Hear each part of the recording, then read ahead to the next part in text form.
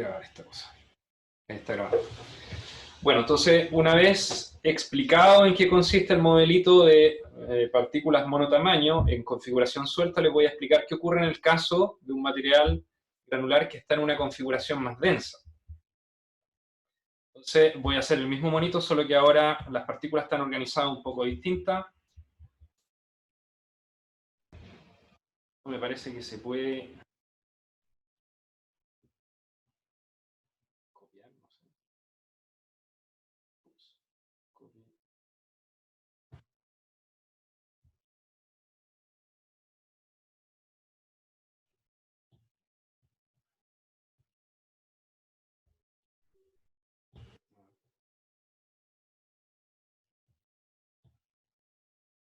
Paste.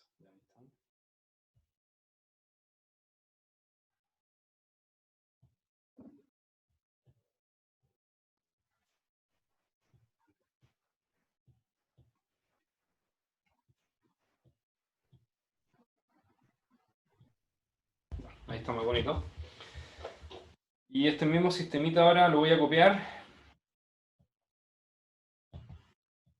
pero fíjense cómo lo voy a disponer.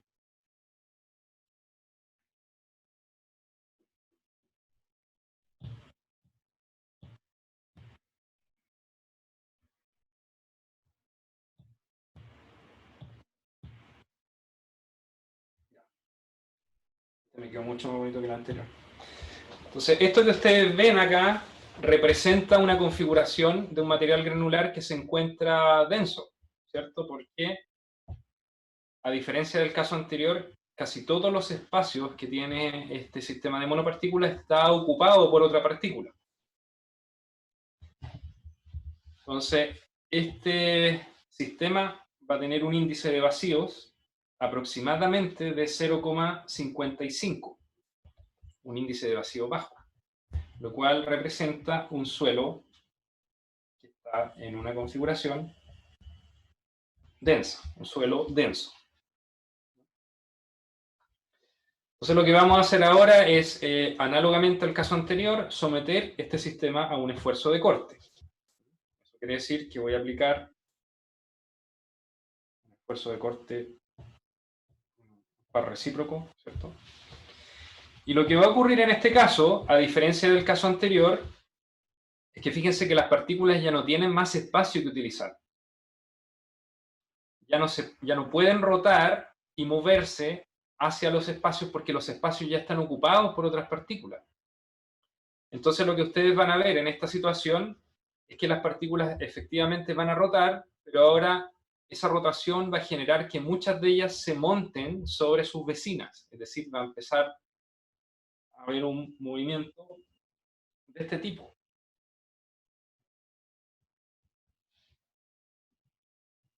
¿No? Se van a empezar a montar entre sí.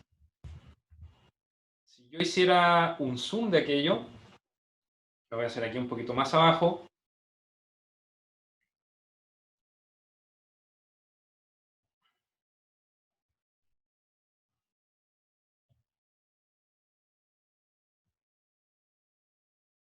resulta eso.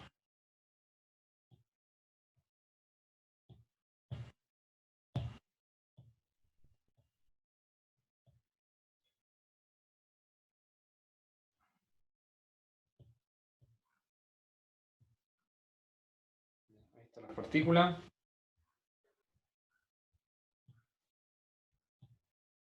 Entonces, si esta partícula originalmente estaba ahí, lo que va a ocurrir ahora cuando lo someto a un esfuerzo de corte es que esta se va a empezar a montar sobre la vecina y va a empezar a hacer esto, ¿cierto? Entonces pasó de un lugar que estaba más abajo a una posición en la cual la partícula está más arriba, ¿no? Entonces, posición original,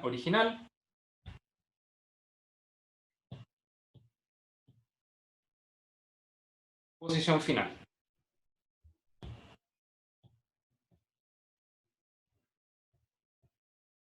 Posición original,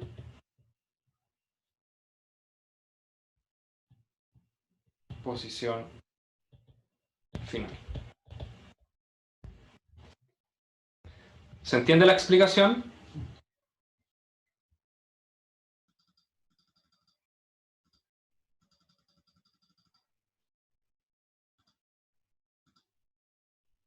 Perfecto, parece que sí.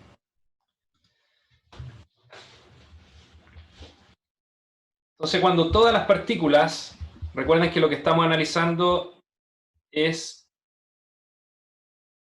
estas partículas que están acá representan esta zona que está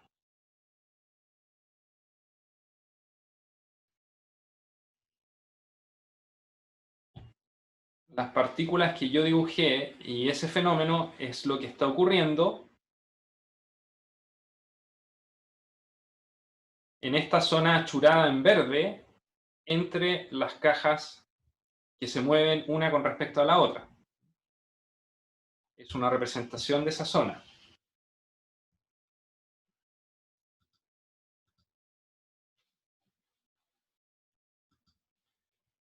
Voy a repetir lo que dije.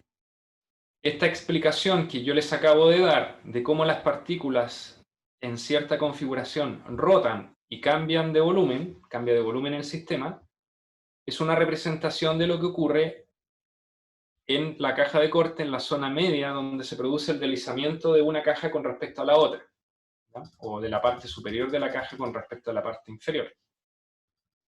¿Ya? Eso no lo pierdan nunca de vista.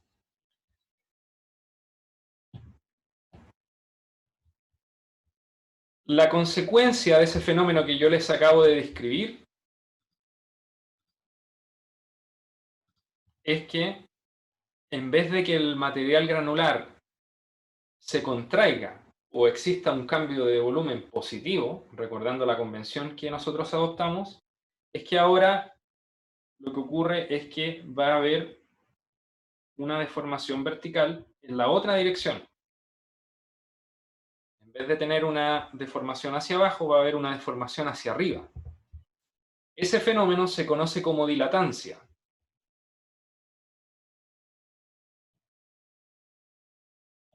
Entonces, esto de acá se conoce como dilatancia.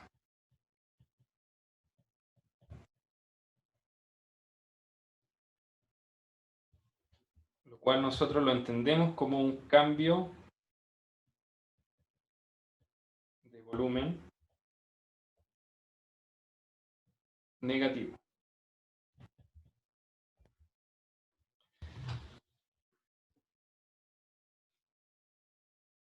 ¿Se entiende el concepto?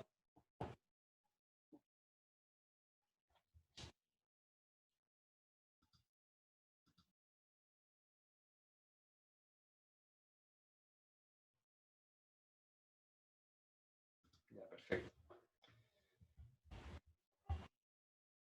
Entonces, una característica de los materiales granulares cuando son sometidos a esfuerzos de corte es que, dependiendo de la densidad que tengan, ellos pueden responder en forma contractiva, es decir, experimentando cambios volumétricos positivos, o pueden experimentar dilatancias o cambios volumétricos negativos.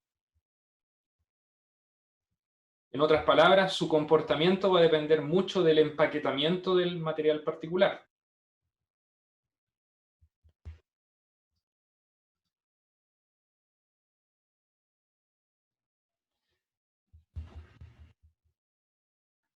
Bueno, aquí hay algunas preguntas en el chat que las voy a repetir para que el resto de los compañeros la vean si es que no tienen acceso al chat.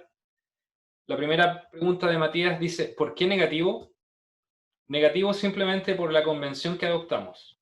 Es decir, todo lo que corresponde a cambio volumétrico de contracción, en que el material granular disminuye su volumen, lo vamos a considerar positivo. Y todo lo que al contrario signifique que el material está de alguna manera aumentando su volumen, lo vamos a considerar negativo.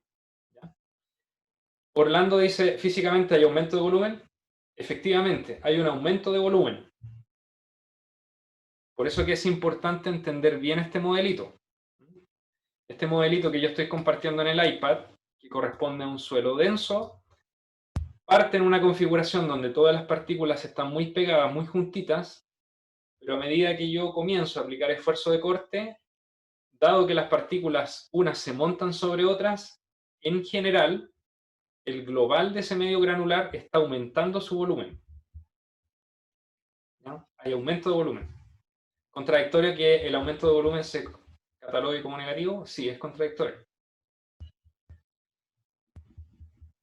¿Se entiende? Perfecto.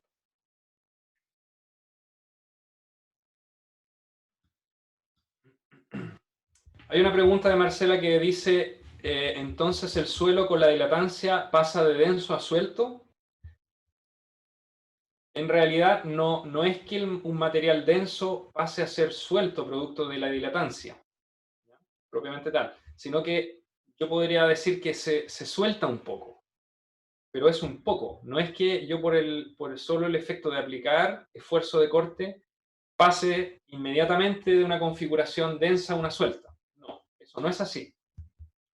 Quizás con los ejemplos que yo estoy mostrando de estos modelitos simples diera la impresión de que ese es el caso, pero recuerden que estos modelos solamente intentan tratar de tener una estimación del fenómeno. No es que yo pase directamente de un denso a un suelto, sino que efectivamente el suelo que está muy, muy denso, ya como no se puede contraer más, empieza a dilatar, ¿ya? Entonces, tengan en mente estos modelitos, pero no quiere decir que yo pase de una configuración densa a una suelta solo por el hecho de aplicar corte. Es solamente un ejemplo, un modelo conceptual. Entonces, bueno, estos monitos yo se los voy a dejar para que ustedes lo vean después, lo voy a subir a curso para que lo repasen. Me imagino que, habiendo entendido esto, voy a poder pasar a la parte siguiente, que tiene que ver con cuáles serían los resultados que uno ve en los ensayos de corte directo.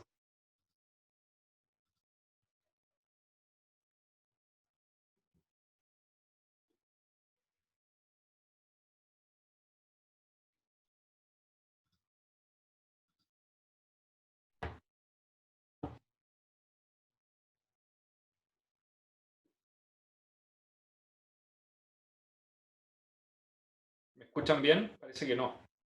Como que se quedó pegado el sistema. No muy bien. Ya. Hay una pregunta adicional de Francisco que dice, entonces, en este caso, el índice de vacío aumenta. Lamentablemente se quedó pegado la imagen del tablet, la que estoy compartiendo, pero lo voy a tratar de explicar. Cuando yo tengo un suelo denso, como el del ejemplo, donde tengo un índice de vacío de 0,55 aproximadamente, al someter ese suelo a un esfuerzo de corte, efectivamente el índice de vacío aumenta. Por otro lado, cuando tengo la configuración suelta, que ustedes recordarán que tiene un índice de vacío en torno a 1, cuando yo lo someto a un esfuerzo de corte, el índice de vacío disminuye. Entonces, esa disminución desde 1 puede ser, por ejemplo, en el caso más drástico, dado que es un modelo muy simple, puede llegar a ser un suelo denso, ¿cierto? Un índice de vacío de 0,55. Pero en los suelos reales, ese cambio no es tan dramático. Ese cambio de índice de vacío no es tan drástico. Solamente cambia, digamos, puede cambiar, qué sé yo, un 5%, 10% a lo sumo, para que tengan una referencia.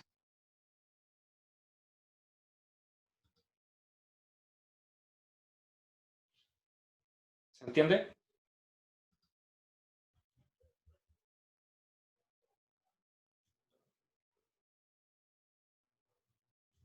Ya. Voy a repetir nuevamente lo del índice de vacío.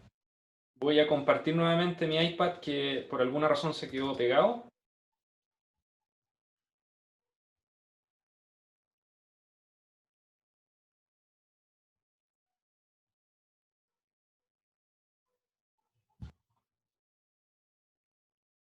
Ahí está.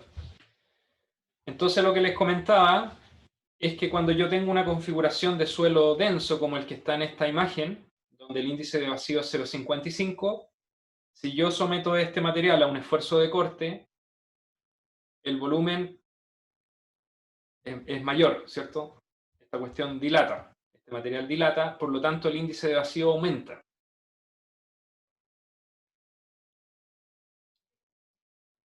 Por el contrario, si yo tengo una configuración suelta como esta de acá, cuando yo lo someto a un esfuerzo de corte, el índice de vacío que inicialmente tenía, que era 1, en torno a 1, ahora va a disminuir. ¿Ya? Eso se conoce como contracción volumétrica. En estos ejemplos simples, yo podría eventualmente llegar desde un índice de vacío 1, como el que tengo aquí en la imagen. Si lo someto al esfuerzo de corte apropiado, yo podría llegar a tener un índice de vacío de 0,55, que es representativo de la otra configuración. Es decir, tendría un cambio volumétrico súper grande. Ese cambio volumétrico en suelos reales nunca llega a ser tan dramático. Puede ser en torno a un 5, un 10% en promedio, un 15% a lo sumo. Nunca los cambios volumétricos o los cambios de índice de vacío son tan grandes. Ustedes tienen que acostumbrarse que cuando hablamos de cambios volumétricos es lo mismo que hablar de cambios en índices de vacío. Recordando que el índice de vacío, por definición, es el volumen de vacíos dividido por el volumen de sólido de un material. ¿Queda clara la explicación?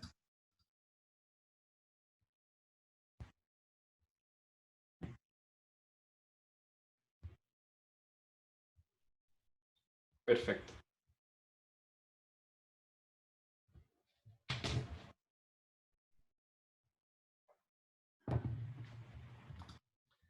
Voy a volver ahora un poco a este dibujo de acá, que está en el tablet, donde aparece la caja de corte, y recordar que nosotros lo que hacíamos en este ensayo era imponer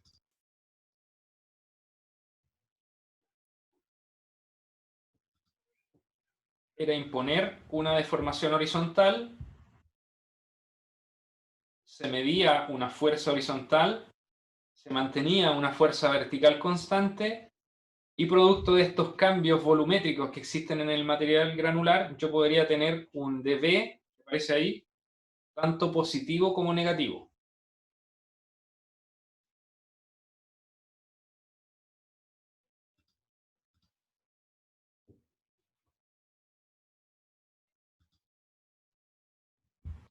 Voy a repetir eso por si no se escuchó.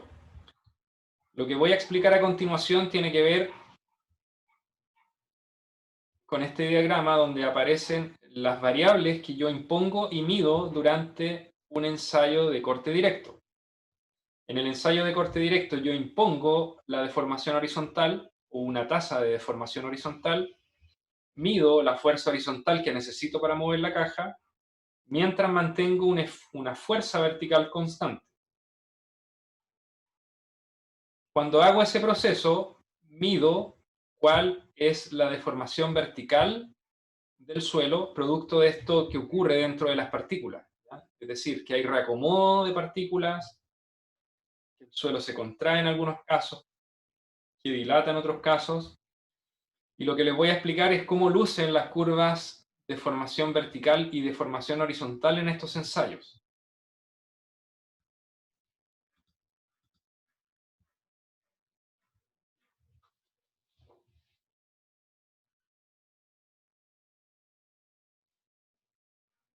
Me parece que la última parte no se entendió muy bien. Si no se entendió muy bien, lo puedo repetir. Me avisan por el chat y lo repito.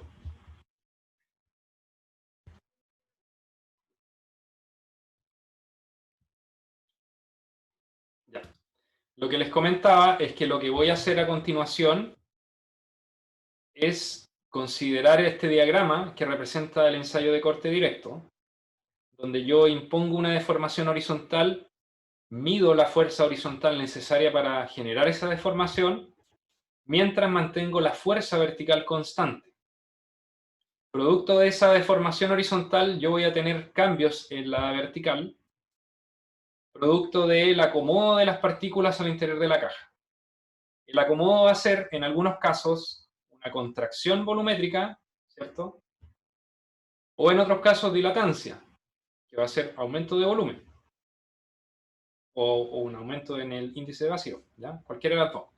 Entonces lo que les voy a explicar es cuál es la relación entre esta deformación horizontal y la deformación vertical.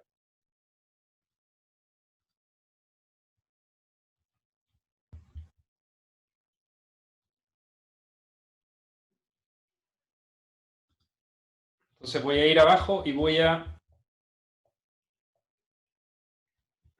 anotar de partida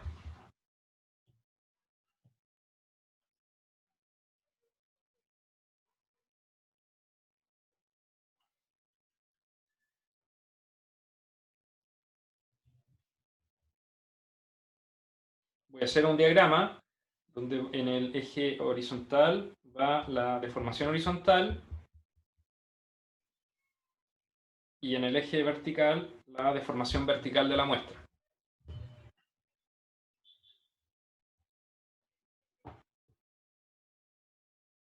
Lo primero que voy a dibujar acá va a ser cuál es el cambio en deformación vertical con respecto a la horizontal de un material que se encuentra en una condición suelta.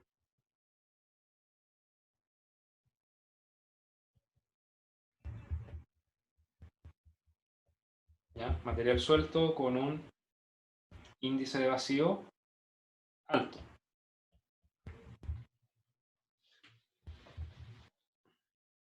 Entonces, a medida que yo realizo el ensayo, lo que voy a tener es que inicialmente yo parto con una deformación 0. Parto acá. A medida que el ensayo progresa y la deformación horizontal aumenta, lo que ocurre es que el dB comienza a aumentar también. Eso se ve en los ensayos de esta manera.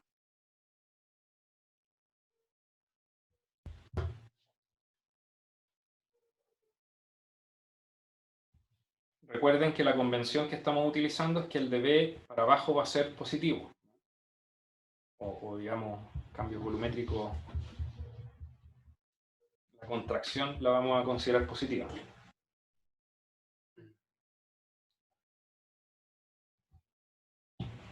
Entonces, un material suelto tiene una curva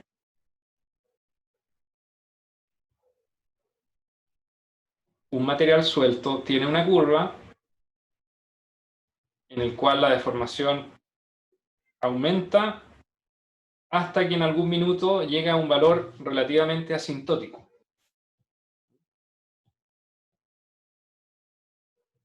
Entonces, a grandes deformaciones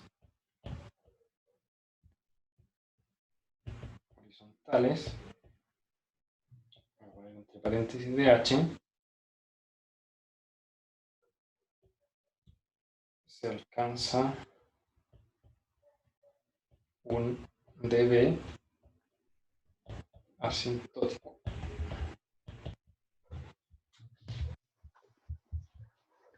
Lo cual quiere decir que cuando las deformaciones son grandes, el material, en este caso suelto, ya no experimenta más cambio volumétrico. Llega a un estado en que estadísticamente todas las partículas están en un nivel de acomodo tal que ya no existe ni contractancia ni dilatancia, o ni contractibilidad ni dilatancia. ¿Ya? Se mantiene el volumen constante. Entonces, esto es equivalente a alcanzar un volumen constante. Este concepto lo vamos a seguir viendo más adelante en el curso.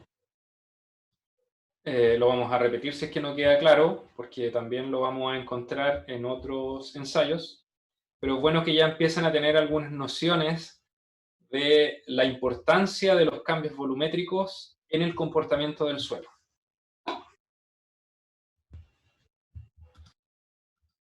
¿Queda claro hasta acá?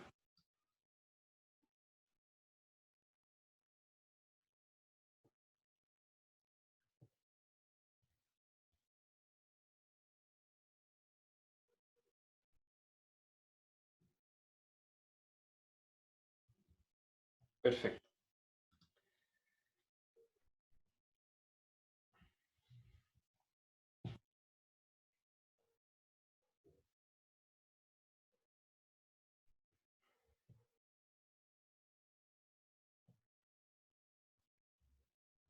Ya. Lo que voy a explicar a continuación es qué ocurre con la curva para un material denso. El material denso, nosotros sabemos que tiende a dilatar. Y esta parte es muy relevante que lo entiendan bien desde ya. El material denso tiende a dilatar, pero los materiales en la naturaleza generalmente, siempre al principio, cuando comienza la deformación horizontal de un test de corte directo en este caso, de todas maneras experimentan una pequeña contracción volumétrica, una pequeña contracción, y posteriormente, a medida que la deformación horizontal aumenta, empieza la dilatancia. Entonces, si yo fuera a dibujar eso, el ensayo de un material denso en este caso, el punto de partida sería exactamente el mismo que en el caso de un material suelto, aquí en el origen. Entonces les decía yo que al principio va a empezar a haber una pequeña contracción volumétrica, pero después de un rato esta cuestión empieza a dilatar. Empieza a dilatar, empieza a dilatar, y genera una curva de deformación como la que aparece en color verde. ¿Ya? Entonces, esa curva está dividida en dos partes.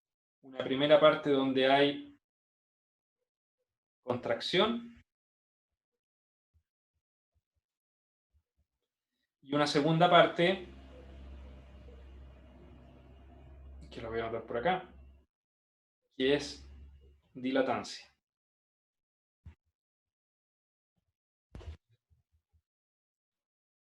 Entonces, fíjense que la dilatancia comienza donde termina la contracción. Este comportamiento de acá es típico de un material denso.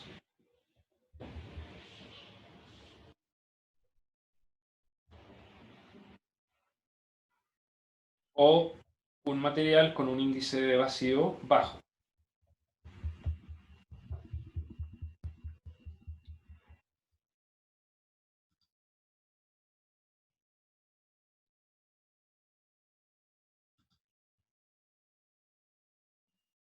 ¿Escuchan bien? Parece que se cortó la última parte.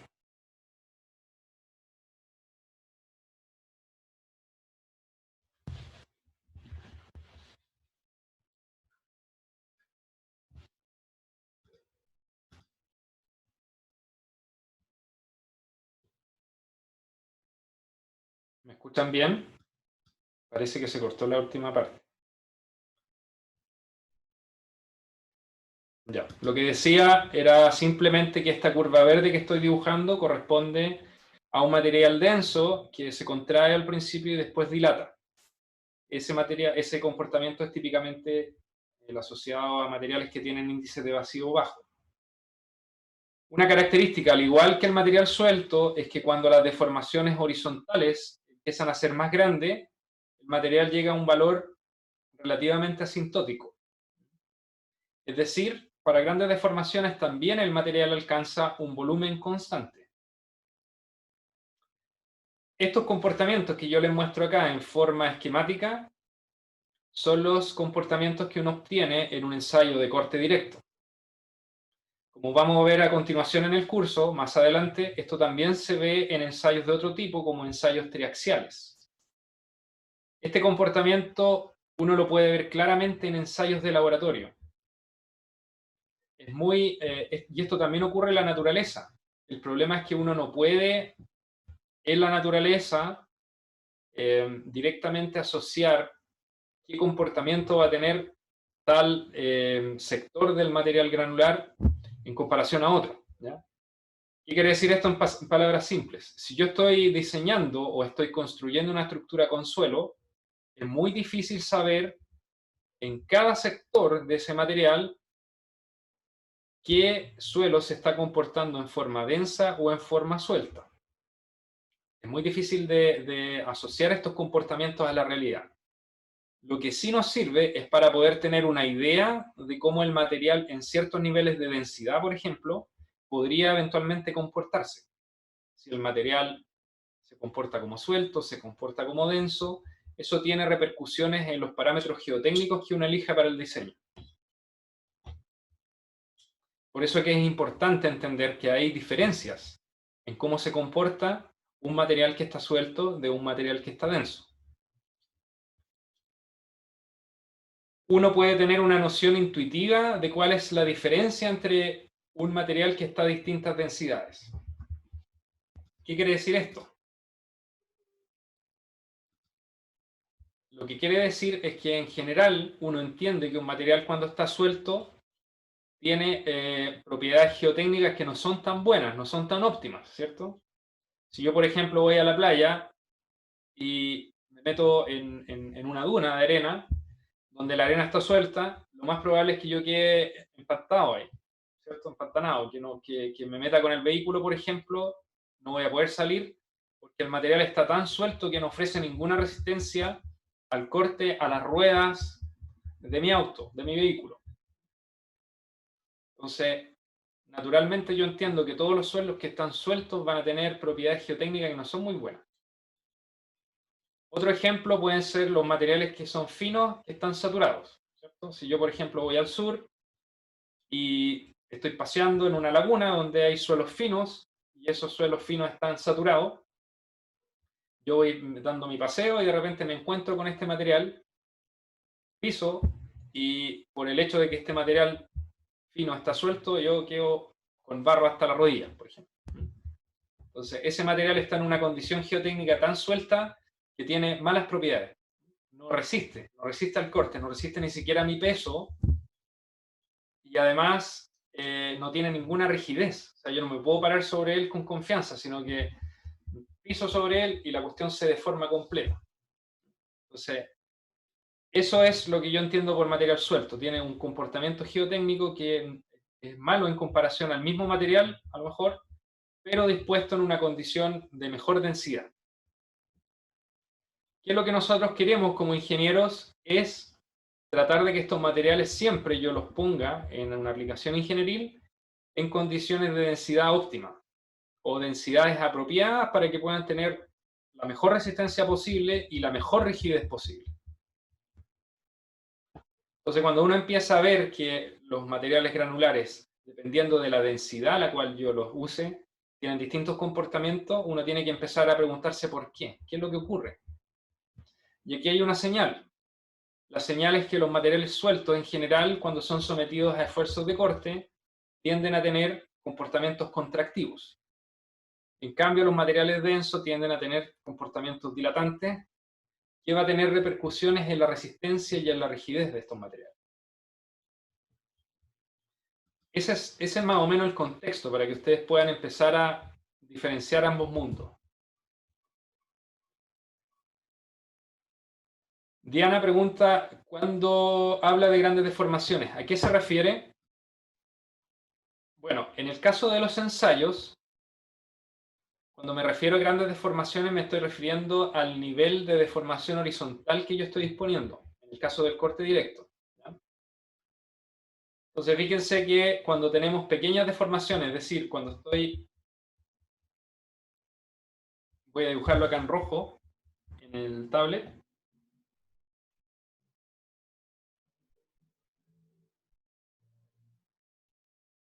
parece que se fue la onda.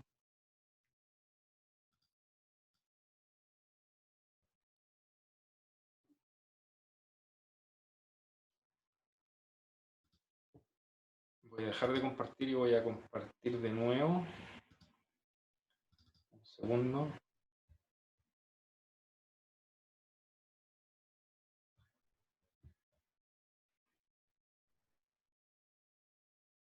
Ya. Entonces estamos en esta discusión de a qué me refiero con grandes deformaciones. Grandes deformaciones en un ensayo de corte directo es aquel donde ya comienzan a manifestarse fenómenos como dilatancia en el caso de suelos densos. Repito, grandes deformaciones en el caso de un corte directo corresponde a aquella nivel de deformación donde ya comienzan a manifestarse claramente fenómenos de dilatancia en el caso de suelos densos. Si yo dibujo aquí en esta curva con rojo, todo lo que estoy dibujando acá en esta zona, esto podría eventualmente considerarse como pequeñas a medianas deformaciones. ¿Ya? Y todo el resto ya empieza a asociarse a grandes deformaciones. En el caso extremo, donde llegamos a niveles de deformación del orden de, por ejemplo, si yo tuviera una caja de corte de 30 centímetros y llegara a un nivel de deformación horizontal de 3 centímetros, eso ya se puede considerar como grandes deformaciones. Si ustedes sacan la cuenta, 3 sobre 30 es del orden de 10%. Entonces, generalmente cuando ya estamos hablando de deformaciones del orden de 10%, eso ya se considera grande. Todas las deformaciones que están en torno a 1% o menos son asociadas a pequeñas y medianas deformaciones.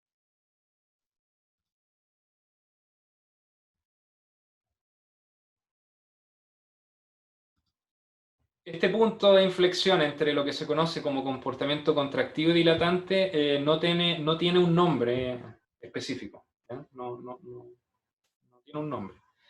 Otra pregunta que hace un compañero es, en un segundo, dice, en un caso real debo buscar un punto donde ni la dilatación ni la contracción me causan problemas.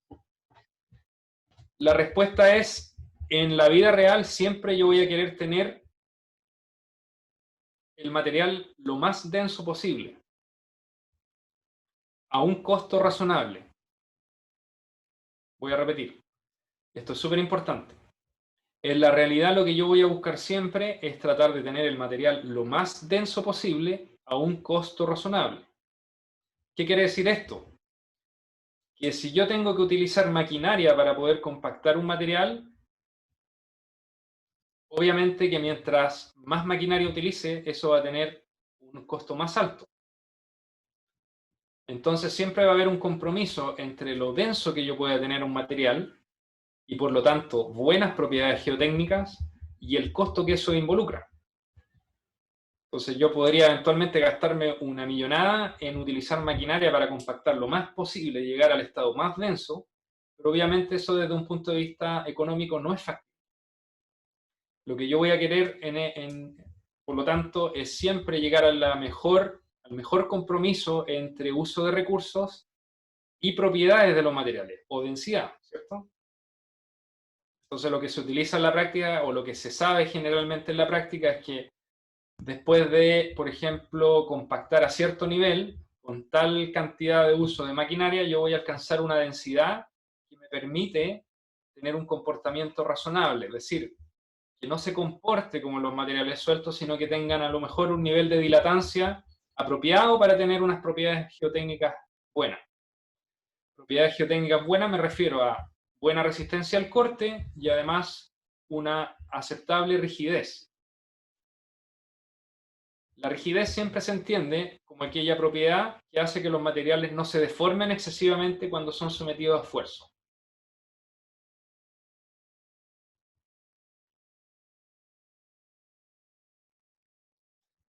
¿Queda claro?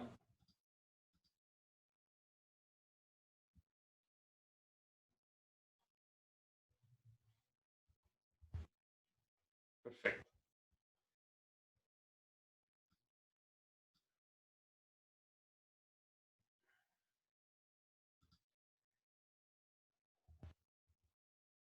En estos 15 minutos que quedan finales, voy a tratar de relacionar, y esto es lo último que vamos a hacer en la clase de hoy, es tratar de relacionar estas curvas de deformación, voy a llamarlas así, curvas de deformación del material, con las curvas de resistencia del material.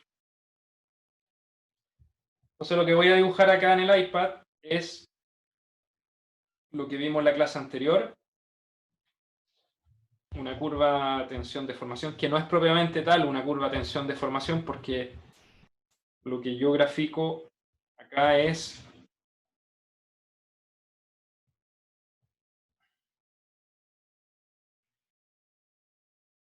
esfuerzo de corte versus desplazamiento horizontal.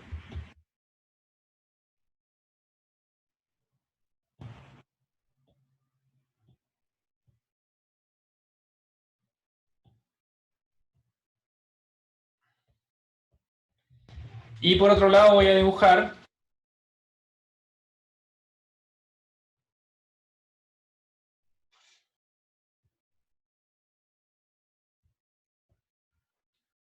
la deformación vertical como función de la deformación horizontal. Tengo dos gráficos. El gráfico de la parte superior va a ser tensión-deformación horizontal o desplazamiento horizontal, y el gráfico inferior es desplazamiento vertical versus desplazamiento horizontal. Lo que voy a tratar de dibujar acá son cuál es la relación entre las curvas tensión-deformación y el cambio volumétrico de las muestras en un ensayo de corte directo. Entonces, primero voy a partir con azul, dibujando cuál sería el comportamiento de un material suelto. El material suelto nosotros vimos que acá abajo, en el gráfico de abajo, tiene un comportamiento de este tipo. Perdón, me falló el pulso.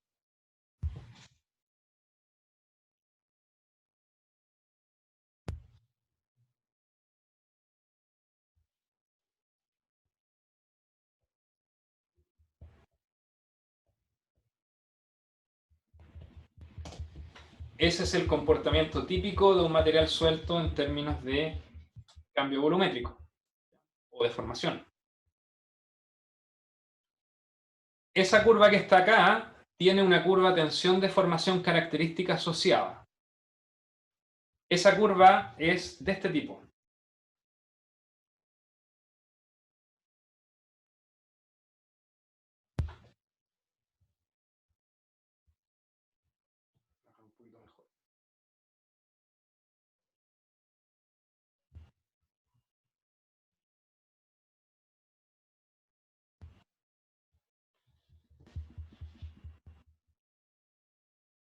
Como resumen, el material suelto que experimenta una contracción volumétrica cuando es sometido a esfuerzo de corte tiende a tener una curva tensión-deformación que es monótonamente creciente. Esas dos cosas en azul son consistentes entre sí.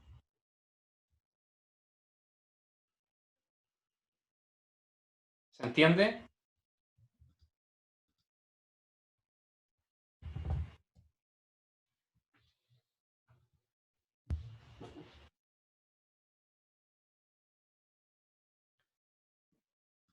Voy a repetir. Lo que quiero hacer en esta lámina es explicar la relación entre el cambio volumétrico de un material granular y su resistencia al corte. Entonces, como vimos, el material suelto tiende a contraerse cuando es sometido a esfuerzo de corte. Por lo tanto, si tengo una curva de deformación que es como la que aparece en azul en el gráfico de abajo, esa curva está relacionada a una curva de tensión-deformación que es monótonamente creciente. Es decir, el material, a medida que se va contrayendo, se contrae, también su resistencia al corte va aumentando progresivamente. ¿Cómo? ¿Se entiende?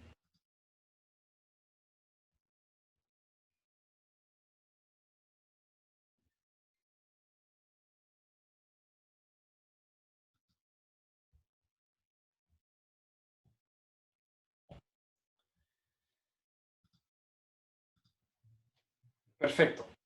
Ahora les voy a explicar qué pasa con el caso de los materiales densos. El material denso, como vimos, primero experimenta en el gráfico de abajo una pequeña contracción volumétrica y posteriormente una dilatancia. Una cosa por el estilo.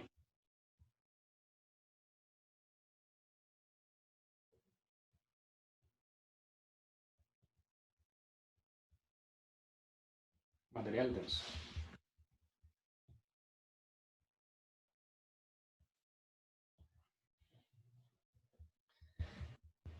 Lo interesante de ese comportamiento en términos de deformación es la consecuencia en la curva tensión-deformación.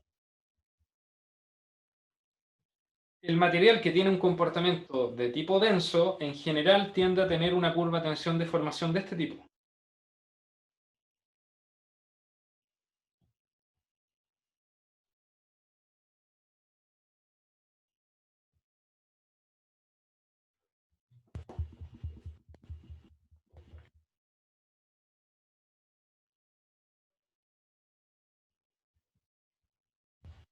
Ups.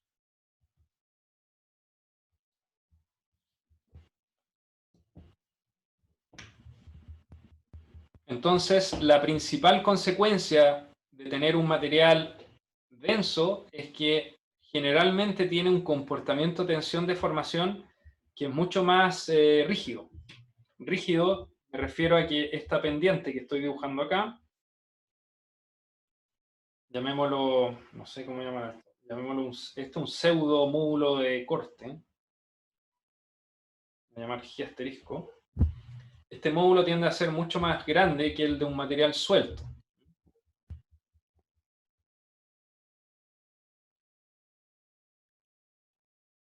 Entonces, los materiales densos tienden a tener curvas tensión-deformación que tienen un pic y un ablandamiento, mientras que los materiales sueltos tienden a tener comportamientos en tensión-deformación que son monotónicamente crecientes. ¿Se entiende la diferencia?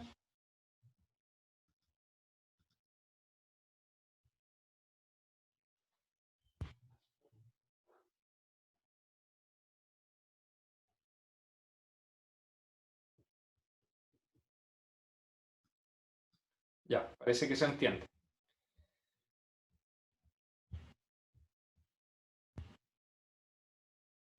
Hay una pregunta acá que es si el pic de resistencia coincide con el inicio de la dilatación, y la respuesta es que no necesariamente. Generalmente lo que se dice es que este pic de acá, lo estoy dibujando, coincide con un punto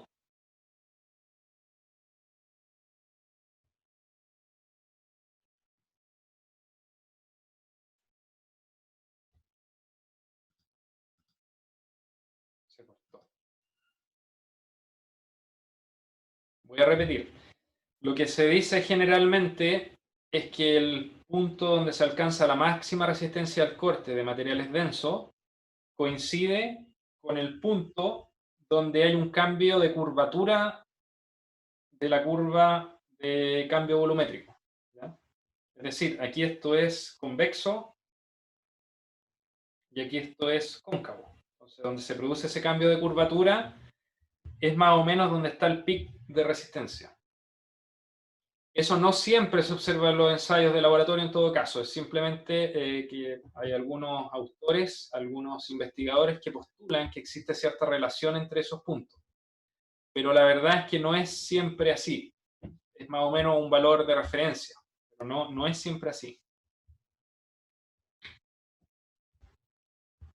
¿Queda claro? ¿Se escuchó la explicación?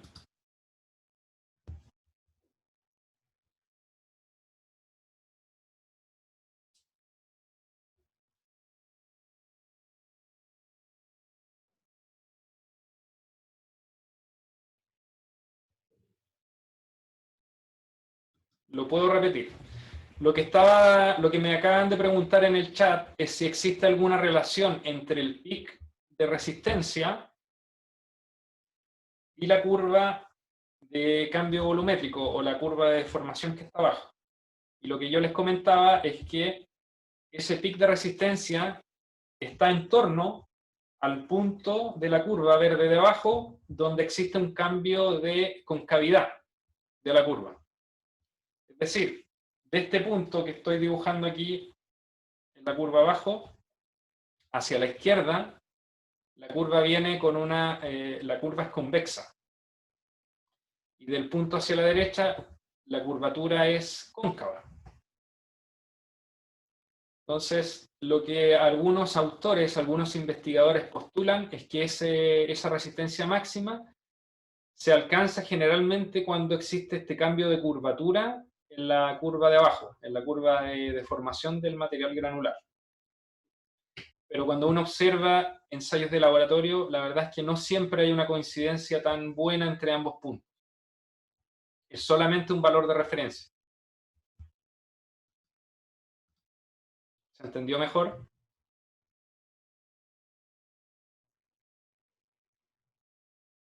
Perfecto. Bueno, como ya estamos llegando al final de la hora que tenemos disponible para clase, bueno, Yerko dice, entonces es mejor pensar que no hay una relación entre ambos.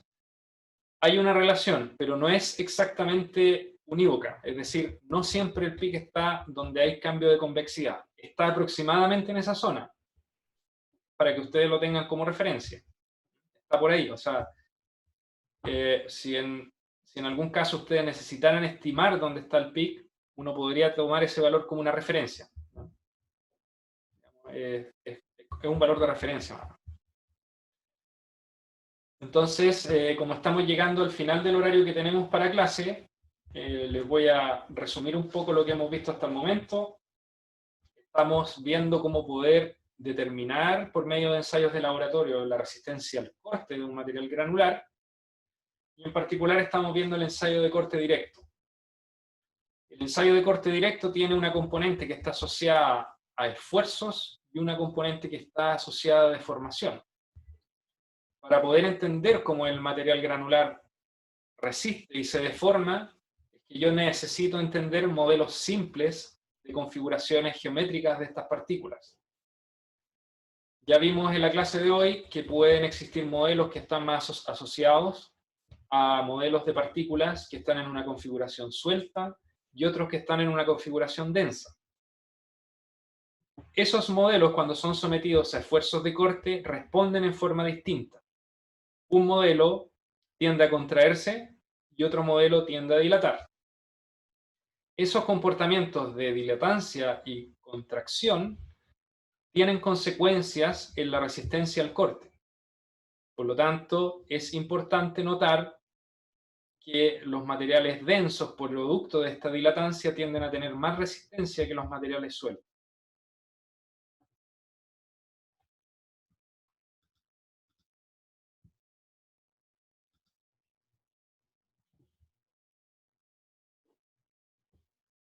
Ahora me gustaría saber si eso ha quedado claro, si es que hay algún aspecto que a lo mejor no se entendió bien. Como les comentaba, yo voy a subir el video, o los dos videos, digamos, que se hicieron dos videos finalmente de esta clase, lo voy a subir a cursos, o en su defecto lo voy a dejar en un Google Drive. Y además voy a subir estas pantallas que estoy dibujando como pizarra, eso lo voy a subir a curso.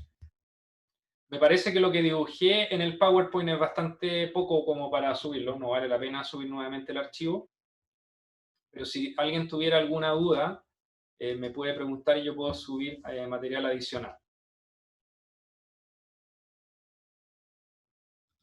Así que bueno, sin más, vamos. Esta es la primera experiencia de esta clase en forma streaming.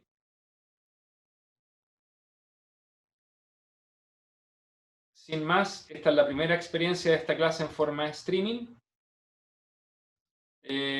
Hay algunos detalles que mejorar.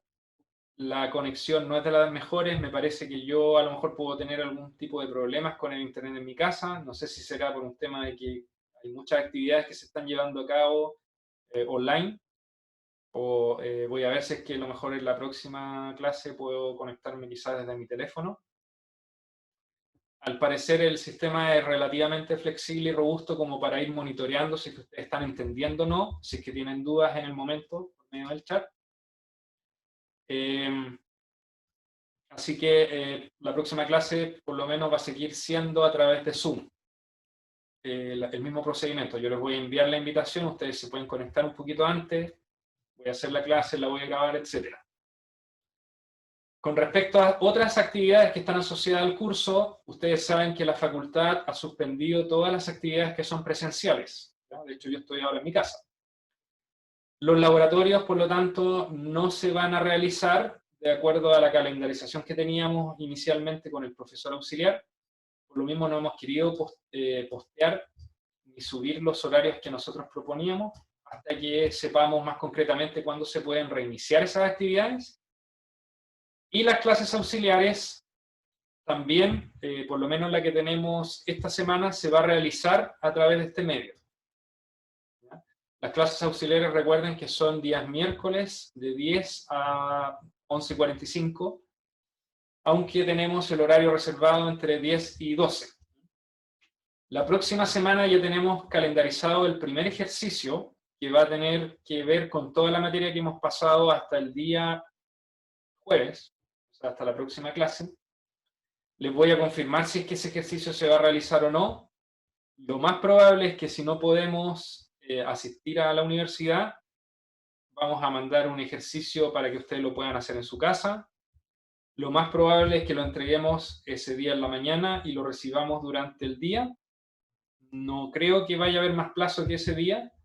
Ustedes digamos, lo reciben, lo responden, lo escanean o lo fotografían y nos lo envían ya sea al profesor auxiliar o a mí.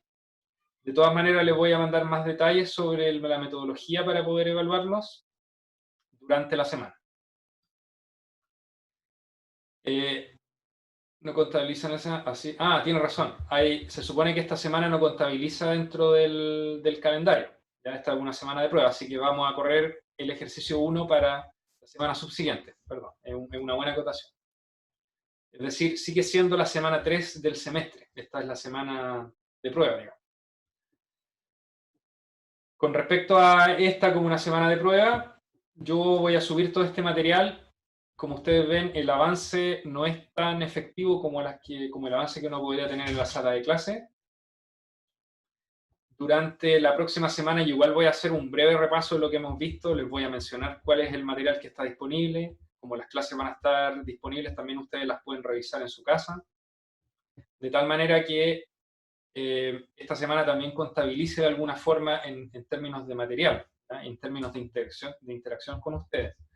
Obviamente, si es que hay cosas que están pendientes, que ustedes no entienden bien, podemos hacer nuevamente un repaso general de todo, ¿ya? Así que no se preocupen, porque en realidad esto es nuevo para todos y todos vamos a ir aprendiendo en el proceso. Así que bueno, sin más, me despido, que tengan un buen día, cuídense mucho, traten de no salir, de no exponerse demasiado y nos estamos viendo en la próxima clase. Que estén súper bien. Chao, chao.